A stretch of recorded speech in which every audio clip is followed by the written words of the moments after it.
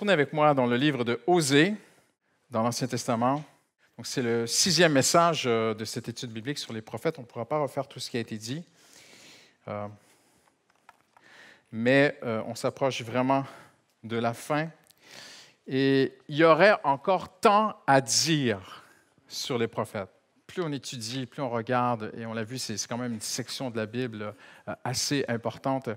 Mais je veux voir avec vous deux vérités très importantes sur Dieu qui est révélé à travers les prophètes. Et je vais vous parler ce soir du prophète Osée. Le prophète Osée serait peut-être l'un ou le premier prophète. Dans les dates, on ne sait pas vraiment. Il n'y a pas vraiment de... C'est très, très difficile. Mais il y a quelque chose de particulier avec le prophète Osée. Et avant de parler de lui, il faut parler du contexte. OK? Et Osée arrive à une époque où il y a beaucoup de faux prophètes. Et on l'a vu en conclusion la semaine dernière, et on va continuer là où on était. Et ces faux prophètes, en fait, ont perverti le sens de ce qui est sacré. Ils ont littéralement renversé la donne. On l'a vu ensemble. Et alors qu'il y avait une pudeur dans la société en Israël, les faux prophètes ont installé avec le temps de l'impudicité. Ils ont appelé, et même c'est écrit dans le prophète, vous connaissez ces textes, ils appellent le mal bien et le bien mal. Et ils ont œuvré en sorte, et pendant des siècles, et ces choses-là existaient avant même qu'Israël prenne Canaan avec Josué. Les plus anciens écrits que l'on a, les plus vieilles idoles qu'on peut trouver sont toujours en relation avec la sensualité, avec la sexualité. Il y a beaucoup, beaucoup de sensualité dans l'idolâtrie. Et ils ont œuvré en sorte que la sexualité, en dehors des liens sacrés du mariage, devienne littéralement la norme inspirée par les dieux, croyez-le ou non. C'était devenu sacré et intouchable. Et même pour entrer en relation avec le divin, il fallait avoir une relation sexuelle avec une prophétesse sacrée. Et je vais vous épargner tous les détails ce soir, mais vraiment, on parle c'est difficile pour moi de parler de ces choses-là, je suis quelqu'un d'assez pudique, mais on parle même d'orgies sexuelles à ciel ouvert, dans des jardins, sur le bord du chemin, sur les hauts lieux, dans des temples, dehors, partout. Et ces gens ont instauré ces choses. Ils l'ont sacralisé à un tel point que parler contre cela attirerait la colère des dieux. Impressionnant. Hein? Et Dieu avait dit dans le Lévitique, parce qu'il y a une norme morale qui est importante, que vous puissiez distinguer ce qui est saint de ce qui est profane, ce qui est impur de ce qui est pur, pour ton bien-être à toi, pour toi. Tout ce que Dieu nous demande, c'est toujours pour notre bien. Et enseigner aux enfants d'Israël toutes les lois que l'Éternel leur a données. Et puis on arrive au temps d'Ézéchiel, donc je fais un grand bond maintenant jusqu'à la fin. Ézéchiel est déjà déporté, donc on est presque à 480 avant Jésus-Christ. Enfin, je vous amène ça et là, mais Ézéchiel est déporté à Babylone et Dieu lui parle, et Dieu lui dit ceci, c'est sacrificateur, viole ma loi, profane mes sanctuaires. Il ne distingue pas ce qui est saint de ce qui est profane.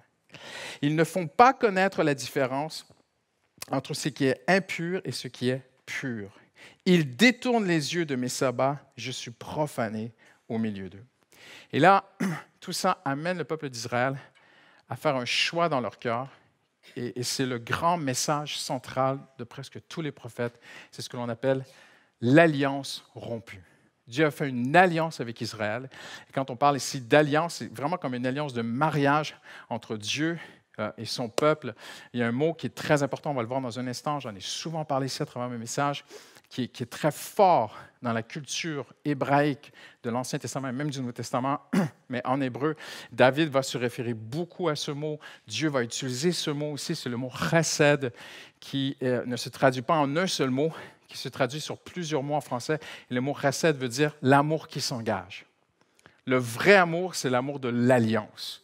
J'ai déjà dit, en faisant un peu de blague, mais c'est quand même vrai, si un garçon vient vers toi, un jeune homme vient vers toi et te dit « je t'aime, mais je ne veux pas m'engager », tu peux partir en courant. Ce n'est pas ça le vrai amour. Le vrai amour veut une alliance, veut s'engager. Ma femme et moi, on s'est engagés, on a une bague. C'est ça. Et ça, c'est l'amour dont il est question entre Dieu et Israël. C'est l'amour chesed, c'est l'amour de l'alliance, c'est l'alliance de Dieu. Mais le peuple d'Israël a rompu cette alliance il y avait déjà des avertissements à travers la loi de Dieu. Et c'est très difficile pour moi de prêcher ça parce que c'est tellement pas à la mode aujourd'hui, mais il faut prêcher la Bible telle qu'elle est. Hein. Dieu dit, soit on aura une relation d'amour, ou soit je deviendrai ton ennemi. C'est la vie ou la mort, c'est la bénédiction ou la malédiction. Il n'y a pas de zone démilitarisée, on l'a déjà vu ensemble ça. Et donc cette rupture de l'alliance, c'est surtout dans ce temps d'Israël qu'on voit cette émergence de plusieurs prophètes qu'on appelle les prophètes écrivains, parce qu'on l'a vu ensemble, il y a des prophètes depuis la Genèse jusqu'à l'Apocalypse. Même dans l'Apocalypse, l'ange dit à Jean, il y a encore des choses que tu dois prophétiser. Donc on voit que le prophète existe encore, l'aspect prophétique, les prophètes existent encore jusque dans l'Apocalypse. Mais ici, en ce temps de rupture de l'alliance, Dieu envoie des prophètes. Et Dieu va envoyer un prophète pas comme les autres, unique, chacun sont uniques, mais Dieu va demander à Osée de faire quelque chose qu'aucun prophète n'a fait ou ne fera. Et si vous connaissez déjà le prophète Osée, Dieu va lui dire, va prendre une de ces prophétesses sacrées. Et c'est une vie, quand j'ai lu des trucs, je me dis, mais c'est pas possible, une vie de débauche, comme vous ne pouvez pas imaginer.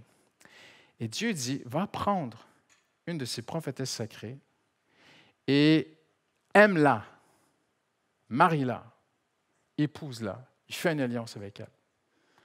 Et là, il y a beaucoup de commentaires. Est-ce que c'était vraiment une prophétesse sacrée? Tout ça? Moi, je vous amène ce que la majorité disent, hein, des études et des exégètes.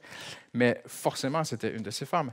Et il dit, et elle va rompre, et elle va repartir, elle va quitter Osée. Et un peu plus tard, je pense que c'est au chapitre 3, et Dieu dit, va encore aimer cette femme. Et regardez, aimer d'un autre homme, aimer d'un amant et d'un adultère, aime-la comme l'Éternel aime Israël. Wow! Et souvent, on peut avoir cette... Je vais vous montrer 2 pensées ce soir, je ne vais pas être très long. Que Dieu est bienveillant envers ses enfants. Dans tous les messages de la parole de Dieu, Dieu veut démontrer sa bienveillance. Dieu est bienveillant envers ses enfants et Dieu est, si vous me permettez, marchand. Il veut marcher et vivre avec ses enfants. Au chapitre 3, verset 5, il est écrit ceci, « Ils retourneront vers sa bienveillance. » Osée fut au royaume du Nord, ce que Jérémie fut au royaume du Sud. Je m'explique. Jérémie était le dernier prophète. Donc, on l'a vu ensemble. Hein. Le royaume a été divisé en 2, royaume du Nord, royaume du Sud. Et Osée, on appelle communément Osée le Jérémie du royaume du Nord. Pourquoi? Parce que, semble-t-il, ce serait le dernier qui va annoncer, qui va plaider jusqu'à la fin, avant que le royaume du Nord soit déporté et amené en captivité. Et on n'aime pas trop voir Dieu ainsi, un Dieu qui pourrait juger, un Dieu qui pourrait détruire, on l'a vu ensemble. C'est compliqué même à lire, à comprendre, même en tant que chrétien. On dit souvent que ce sont les pages, je l'ai dit en introduction à cette série, que les livres prophétiques sont un peu les pages blanches de notre Bible. Parfois, on les saute, on ne souligne pas grand-chose, on a des difficultés à comprendre et on peut se laisser parfois croire un peu à un Dieu, un peu comme Zeus. Vous avez déjà étudié un peu la mythologie grecque. Zeus, ce roi des dieux grec qui est dur, et les artistes grecs le peignaient, Zeus, avec des éclairs dans sa main, soit assis sur son trône, en train de régner, redoutable, un Dieu colérique, ou avec des éclairs dans sa main qui pourrait les jeter. Et si une lecture légère des prophètes pourraient nous faire comprendre que Dieu est ainsi, mais Dieu ne l'est pas. Et Dieu va être certain de ne pas être vu ainsi. Alors, à travers le prophète Osée, il va parler beaucoup d'amour. Mais il y a ces 2 parties en Dieu, qui sont qu'une en fait. Mais Dieu est amour, grâce et miséricorde, mais en même temps, il est aussi justice. Il est le Père, mais il est aussi le juge. Il est l'époux, mais il est aussi le juge. Et il ne peut pas être autre chose que ce qu'il est. Alors il avertit ses enfants, mais si vous sortez de notre alliance, si vous sortez de ma protection, vous allez vers le mal, c'est la lumière ou les ténèbres. On a vu tout ça ensemble, je ne peux pas revenir là-dessus ce soir.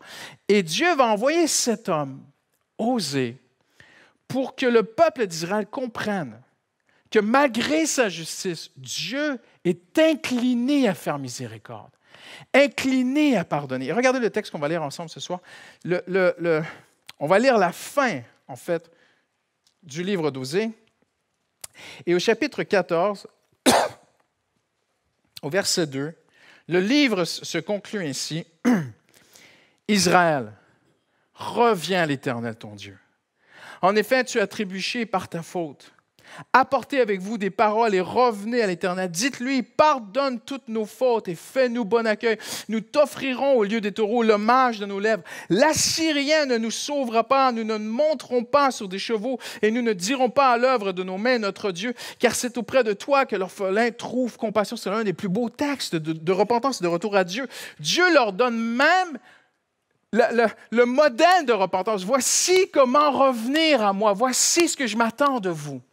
Et il y a quelque chose que vous devez comprendre ce soir, c'est qu'à l'époque, il n'y avait pas Internet. Il n'y avait pas de satellite, il n'y avait pas de service secret, on ne pouvait pas savoir.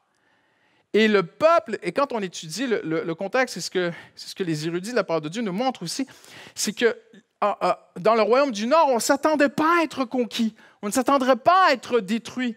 On pensait parce que de l'autre côté, très, très loin vers Babylone, les Assyriens et les Babyloniens étaient en train de se battre.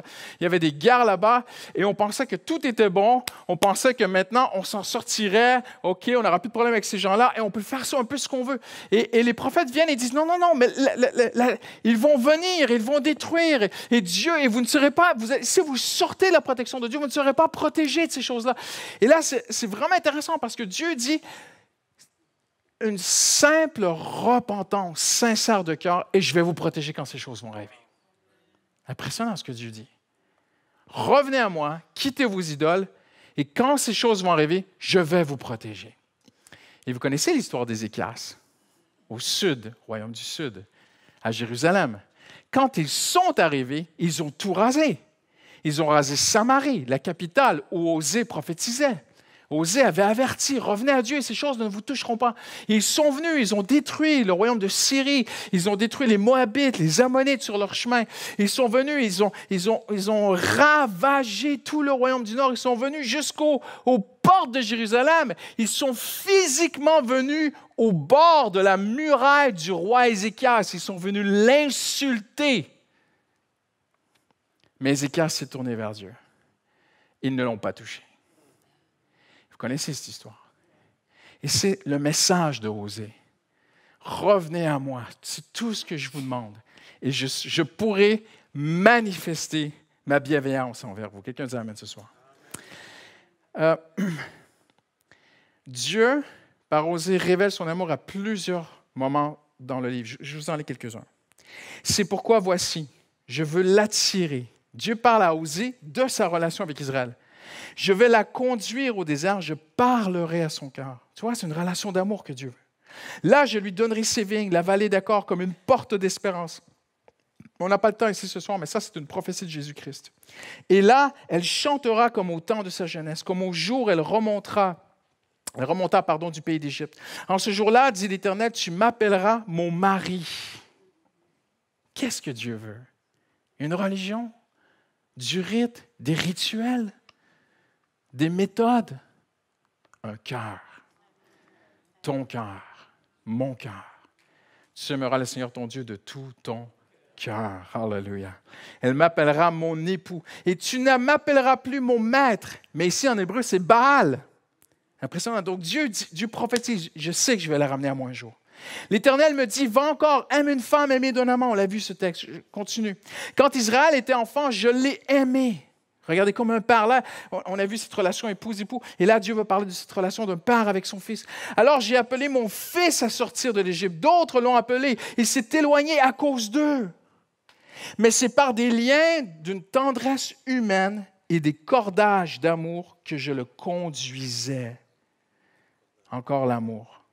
J'ai été pour lui comme quelqu'un qui porte un nourrisson pour lui tendre à manger.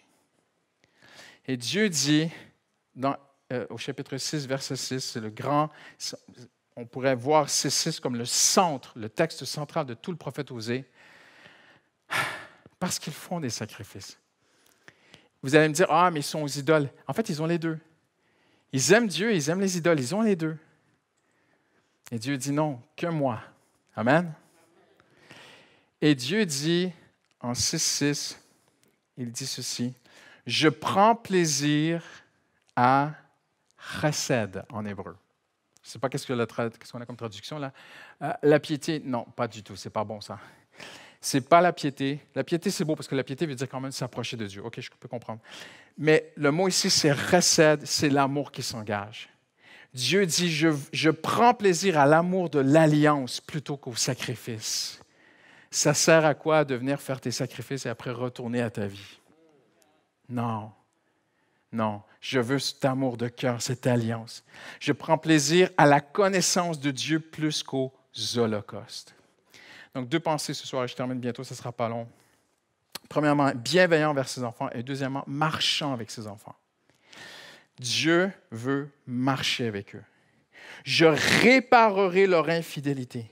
J'aurai pour eux un amour sincère. Éphraïm, qu'ai-je à faire encore de tes idoles? Et là, je vais vous parler des idoles pendant un instant, mais vous allez voir le lien avec marcher avec Dieu. Je l'exaucerai, je le regarderai, je serai pour lui comme un cyprès verdoyant. C'est de moi que tu recevras ton fruit, dit le Seigneur. Et l'idolâtrie a toujours été un grand problème pour Israël. Depuis la Genèse jusqu'au temps de Jésus, je lisais un auteur, un rabbin, en fait, qui est venu à Christ, qui a donné son cœur à Christ, qui a écrit un très beau livre au 19e siècle, qui s'appelle Edersheim. Et il explique qu'au temps de Jésus, il n'y avait plus d'idoles en Israël. Vous allez me dire, oui, mais il y avait des Hellénistes, il y avait des Grecs, tout ça. Oui, mais on parle du peuple de Dieu qui était vraiment pratiquant. Et les rabbins, tout ça, les pharisiens étaient très, très présents. C'était très religieux. Donc, on pourrait se laisser croire qu'il n'y avait plus d'idoles. Mais quand on lit les écrits des rabbins de l'époque, en fait, on découvre qu'ils idolâtraient la terre. Ils idolâtraient la Judée. Et certains rabbins écrivaient « Respirer l'air de la Judée, c'est une sanctification personnelle. » Impressionnant, hein? Des rabbins dans le Talmud, c'est le commentaire de la loi orale. Je ne vais pas entrer là-dedans ce soir, il y a la vraie loi, la loi de Moïse, OK? Mais les religions ont rajouté la loi orale qu'on appelle la Mishnah. Et la loi orale était tellement floue qu'on a rajouté le Talmud, qui est un commentaire de la loi orale qu'ils ont rajouté à la vraie loi de Moïse. OK? Je n'irai pas là-dedans ce soir. Mais dans le Talmud, on a des textes où on dit que mourir sur la terre de Judée donne un accès direct au ciel. C'est l'idolâtrie. C'est une nouvelle forme d'idolâtrie. Et l'idolâtrie a toujours été un problème. Maintenant, l'idolâtrie est un problème aussi pour chacun d'entre nous.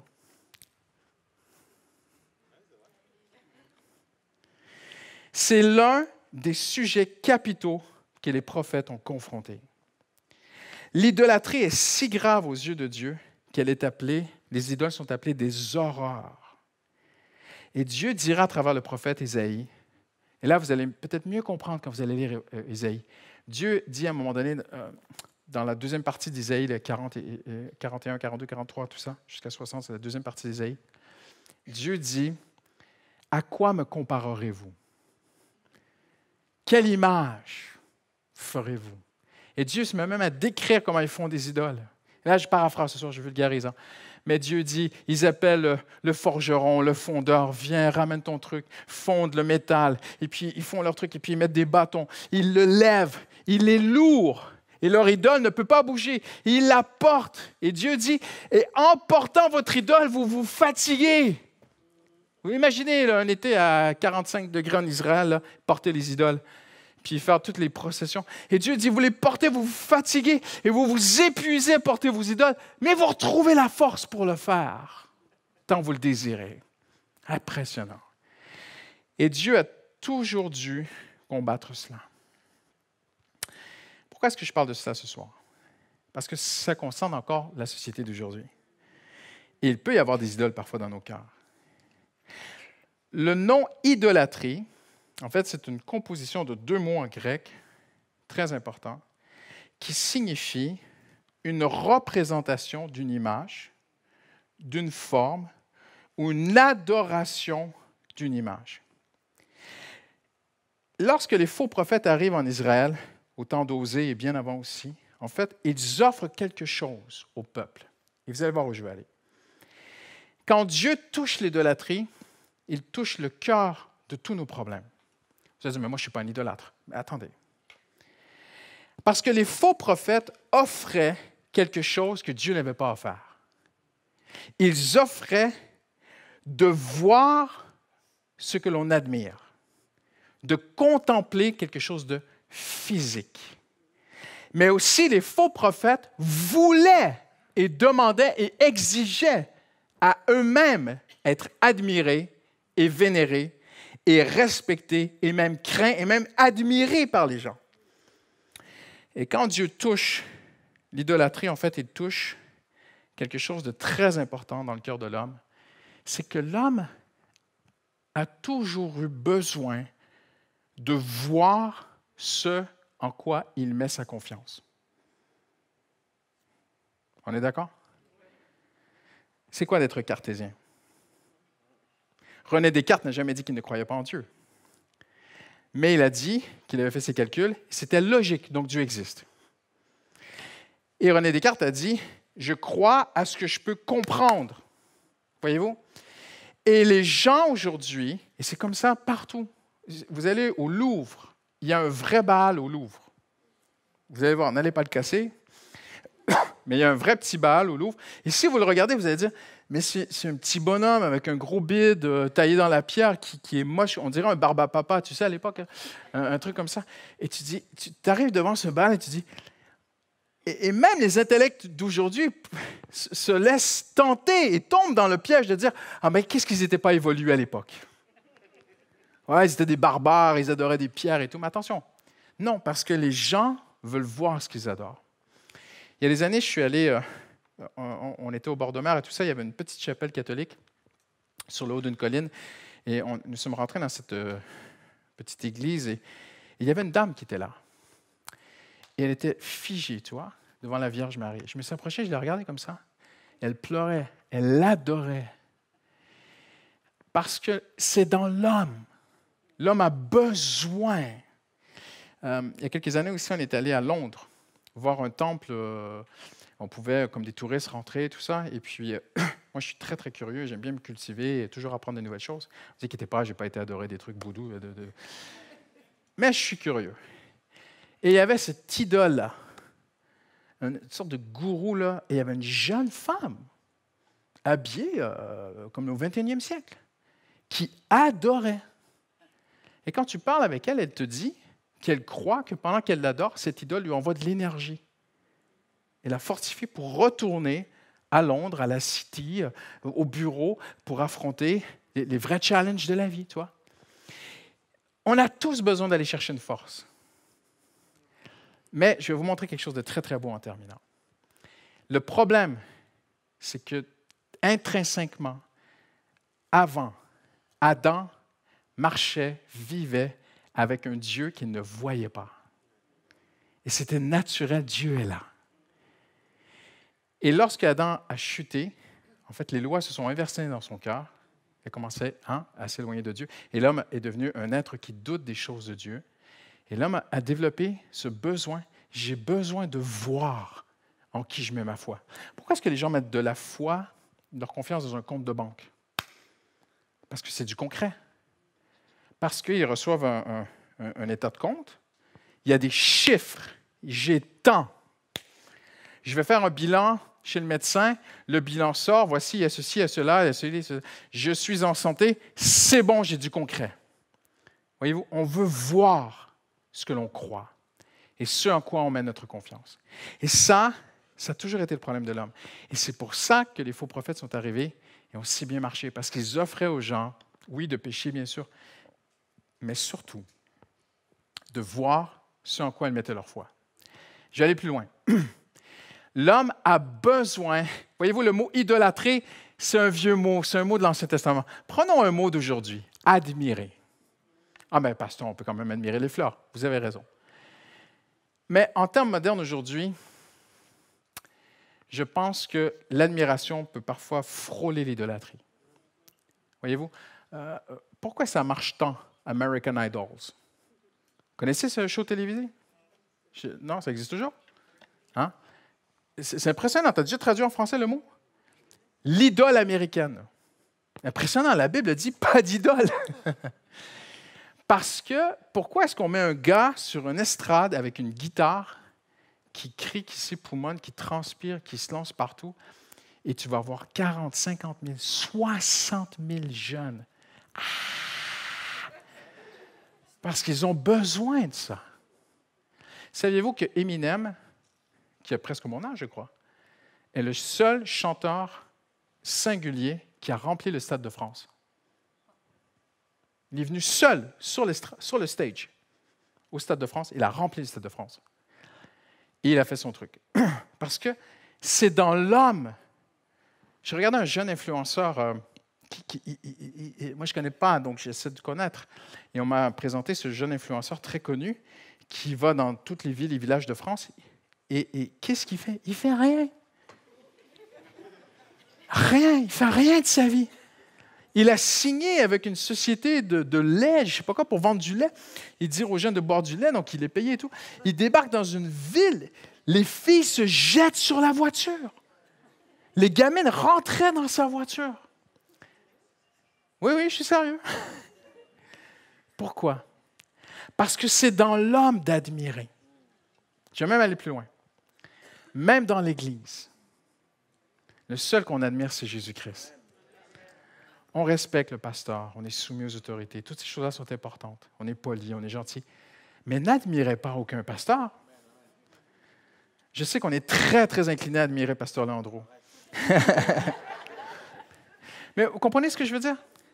Et je ne veux pas rentrer dans des choses où j'aurais trop besoin de nuancer, voilà. Mais parfois, même dans le monde évangélique, on se fait des stars. On se fait des people. Voyez-vous?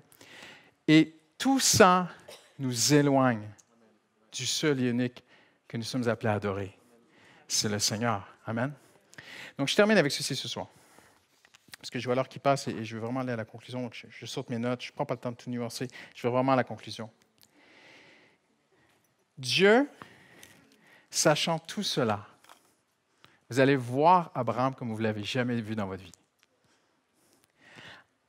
Le père d'Abraham s'appelait Terah. Pas tant de tout vous expliquer ce soir. On a très, très, très peu d'informations sur le père d'Abraham. Mais il y a des écrits juifs, il y a une tradition juive, tout ça. Et il y a aussi un texte dans la Bible qui associe le père d'Abraham, Terah, à l'idolâtrie. Okay? Il était un idolâtre. Et le mot en hébreu peut être traduit que soit il faisait du commerce d'idoles, soit que c'est un idolâtre, on ne sait pas. Mais sa vie était connectée aux idoles. C'était tout à fait comme ça à l'époque. Et même, j'expliquais à ma femme, ils avaient des petites pièces, je ne sais plus comment ça s'appelle, j'ai oublié le nom. Ils avaient des petites pièces, voilà, qui s'appelaient des pénates. C'était les plus petites idoles qui existent. Certains croient que c'était même les ancêtres des pièces de monnaie. Et sur les pénates, on dessinait une idole, et c'était les plus petites idoles, c'était les idoles les plus basiques, c'était les idoles les pénates, c'était les idoles du garde-manger. Et à l'époque, les peuples étaient parfois appelés, pas tous appelés à Tahiti, mais certains peuples étaient appelés à bouger à cause de guerre, de famine ou de commerce. Terah, le père d'Abraham, part avec Abraham, avec Lot, avec sa famille, et vous connaissez, ils partent à Charan. Ils partent de Ur en Chaldée, ils partent très, très, très loin, ils partent à Charan. Okay? Et tout ce qu'on sait de cet homme, c'est que c'est un idolâtre, c'est un homme qui était connecté aux idoles. Et quand on partait en voyage, quand on déménageait, on mettait dans la famille, les gens se mettaient cette petite pièce. Hein, en Afrique, on dit des gris-gris. Hein? Dans l'Ancien Testament, on dit des téraphimes. Et encore plus loin, on disait des pénates.